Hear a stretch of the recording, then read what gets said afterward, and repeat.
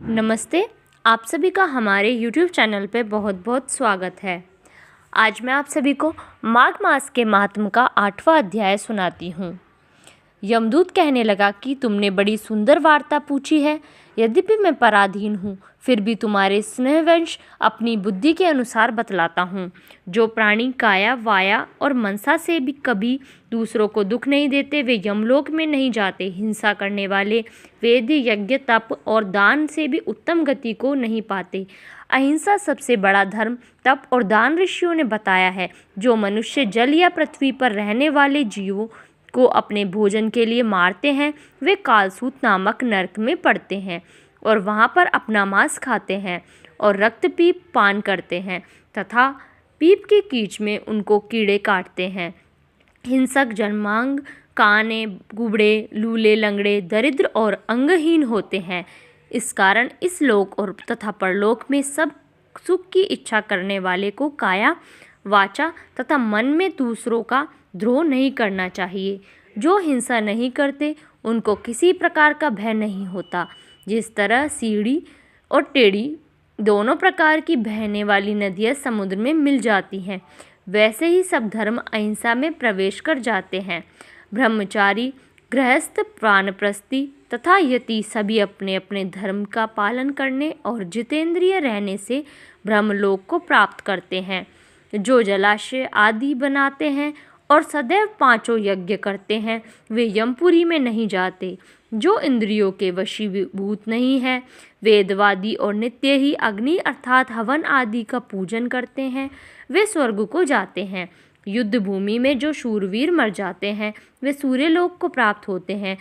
जो अनाथ स्त्री शरण में आए हुए तथा ब्राह्मण की रक्षा के लिए प्राण देते हैं, वे कभी स्वर्ग से नहीं लौटते। जो मनुष्य लूले लंगड़े वृद्ध अनाथ तथा गरीबों का पालन करते हैं, वह भी स्वर्ग में जाते हैं। जो मनुष्य गौओं के लिए पानी का आश्रय करते हैं तथा कुआं तालाब और बावड़ी बनवाते हैं, वे सदैव स्वर्ग में निवास करते हैं। जैसे जैसे जीव इनमें पानी पीते हैं, वैसे ही उनका धर्म बढ़ता है। जल से ही मनुष्य के प्राण हैं, इसलिए जो प्याऊ आदि लगाते हैं, वह अक्षय स्वर्ग को प्राप्त होते हैं। बड़े बड़े यज्ञ भी वह फल नहीं देते जो अधिक छाया वाले वृक्ष मार्ग में लगाने से देते हैं। जो मनुष्य वृक्ष रोपण करता है, वह सदैव दानी और यज्ञ करने वाला होता है। जो अच्छे फल और अच्छी छाया वाले मार्ग के वृक्षों को काटता है, वह नरकगामी होता है। तुलसी का पौधा लगाने वाला सब पापों से छूट जाता है। जिस घर में तुलसी वन है, वह घर तीर्थ के समान है और उस घर में कभी यमदूत नहीं जाते। तुलसी की सुगंध से पितरों का चित्त आनंदित हो जाता है और वे विमान में बैठकर विष्णुलोक को जाते हैं। नर्मदा नदी का दर्शन, गंगा का स्नान और तुलसी दल का स्पर्श, यह सब बराबर फल देने वाले हैं। हर एक द्वादशी को ब्रह्मा भी तुलसी का पूजन करते हैं। रत्न सोना फूल तथा मोती की माला के दान का इतना पुण्य नहीं जितना तुलसी की माला के दान का है। जो फल आम के 1000 और पीपल के 100 वृक्षों को लगाने से प्राप्त होता है, वह तुलसी के एक पौधे के लगाने से होता है। पुष्कर आदि तीर्थ, गंगा आदि नदी, वासुदेव आदि देवता सब तुलसी के में वास करते हैं।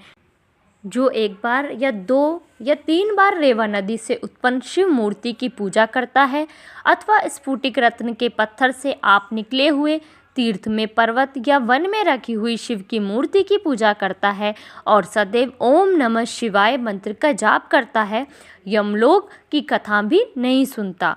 प्रसंग, शत्रुता, अभिमान से शिव पूजा के समान पापों को नष्ट करने वाला तथा कीर्ति देने वाला 3 लोक में और कोई काम नहीं है। जो शिवालय स्थापित करते हैं, वे शिवलोक में जाते हैं। ब्रह्मा विष्णु तथा शिव का मंदिर बनाकर मनुष्य बैकुंठवासी होता है। जो भगवान की पूजा के लिए फूलों का बाग लगाते हैं, वे धन्य हैं।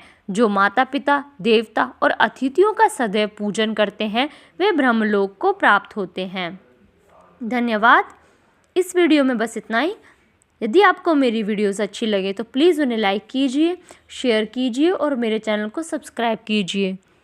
इससे पहले के अध्याय मैंने अपने YouTube चैनल पर डाल दिए हैं, तो प्लीज़ आप उन वीडियोस को भी ज़रूर देखिए और मुझे सपोर्ट करिए।